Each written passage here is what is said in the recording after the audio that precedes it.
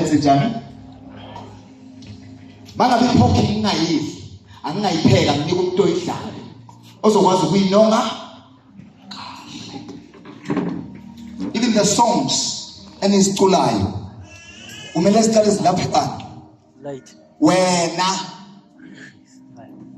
never ever expect ukuthi into iculayo kumele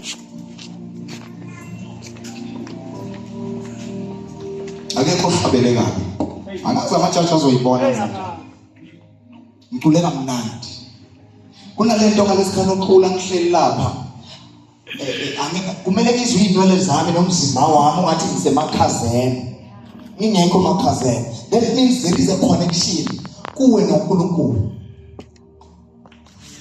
But if ucula ngoba unetalent angeke sizwe lutho.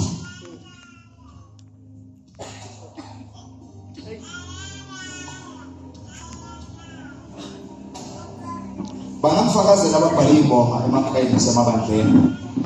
Mhlawumbe ngeke kuphelele ngizokubhala.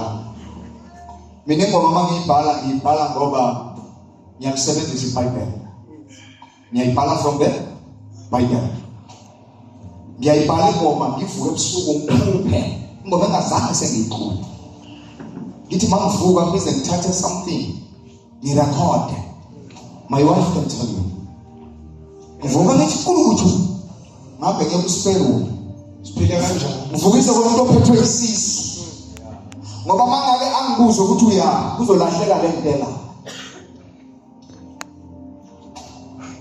Ngiyayibhala ingoma ngikubuka isimo sakho uNkulunkulu anikeza amagama ngenze njani ngibhala. Ngiyayibhala ingoma ngesimo sakho awuphakamisele volume lalela Jehova. It was written because of my situation.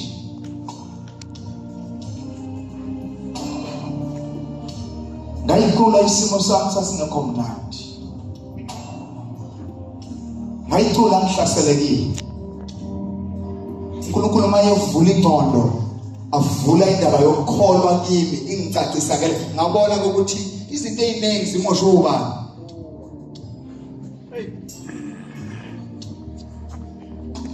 Awuphakamise futhi ucale phansi umtshela phakamise futhi angesambi nje.